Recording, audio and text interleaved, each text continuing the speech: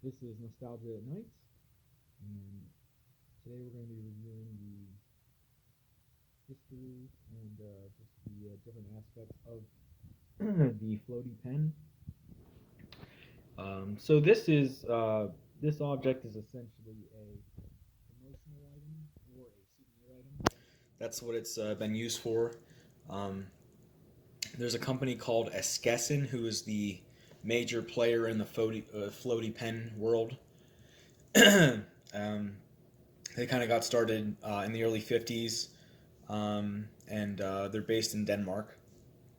And they actually introduced the floating action of the floaty pen.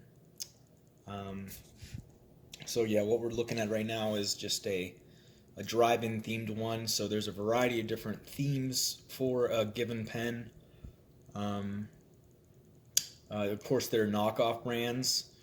And then this one we'll see. It looks to be an authentic a Skesson.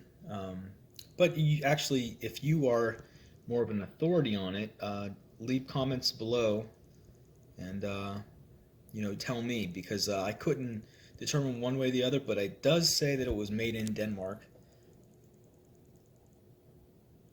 right there. So that's a hint that a Skesson had actually made it.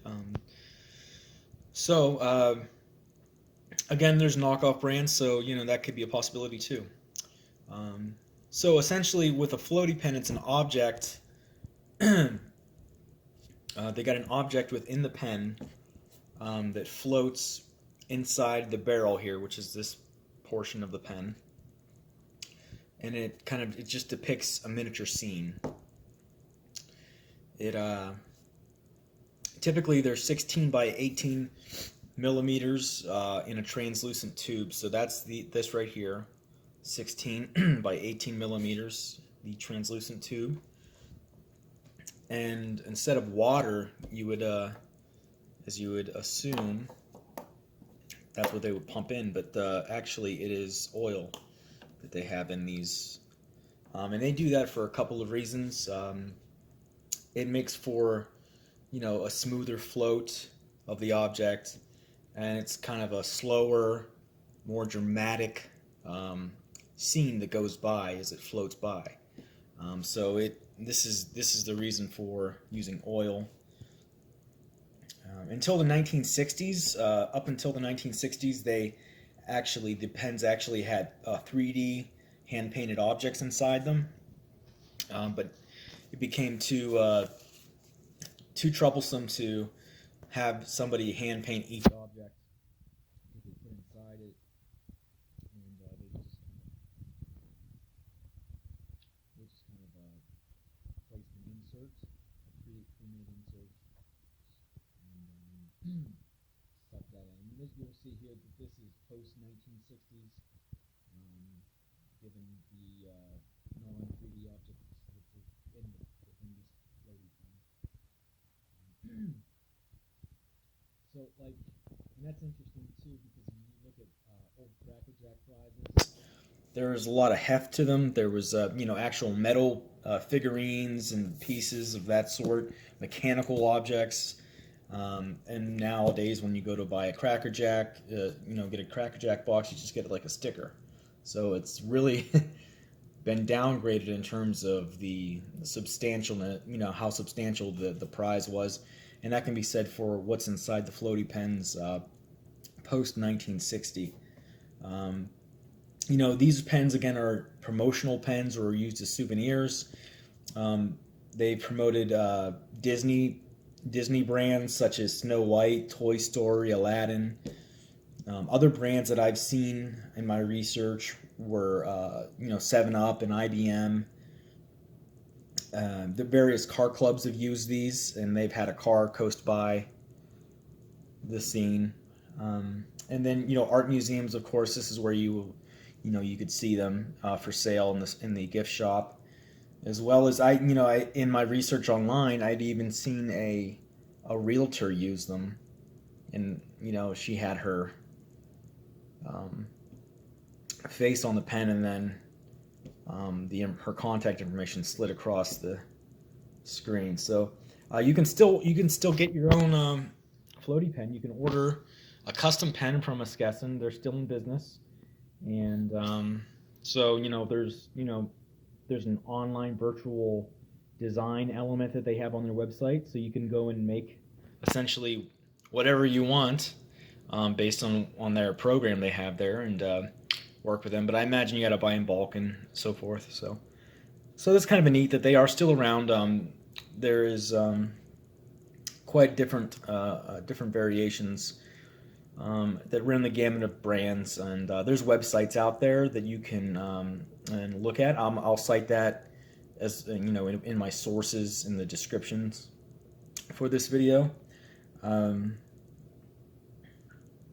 So yeah, essentially, basically this is a way to get attention to a given brand, and so that really stands out for you. You give these pens away, people see your advertisement floating across their eyes, whenever they go to write something. So just a unique form of advertisement. And if you go to these websites that I'm going to list down below, you'll notice that there's a collecting community.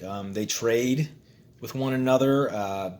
Some people actually travel from the US to Europe to make trades with other collectors, and some own thousands of these unique pens. They're quite serious. They're quite focused about it too. From what I've read, they collect only Skesson pens. Some only collect off-brand knockoffs. So it's quite an interesting little subset of our society, of these collectors. And also, there's actually there's a newsletter, or there was a newsletter printed on if you go to floatabout.com, they last published their newsletter in 2016. It's called Float About, the Floaty Pen Newsletter. So you can download those, as I understand it, on their website. So anyway, I just wanted to give you some background on that. Now let's take a look at this particular one that I have. You can see here how you actually operate the pen. You twist the top cap there. Let's see if it'll work. Okay. Yeah, let's draw a smiley face with it. You could tell it's kind of running out.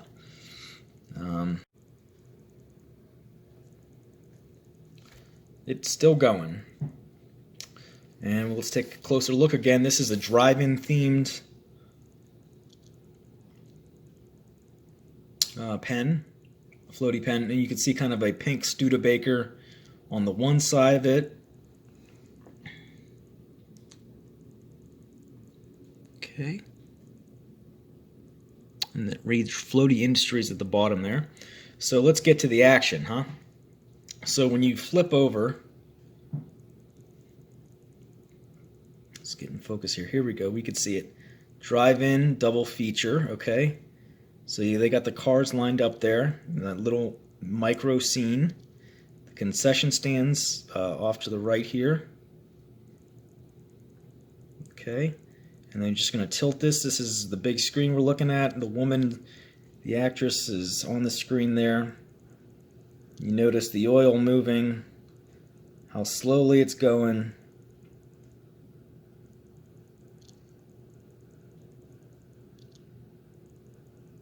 And here comes the dinosaur that looks like a Tyrannosaurus Rex coming to get her.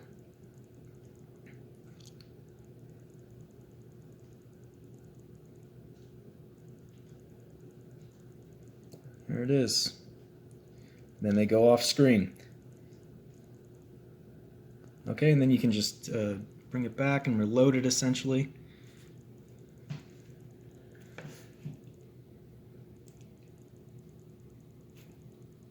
Again, notice the slow motion.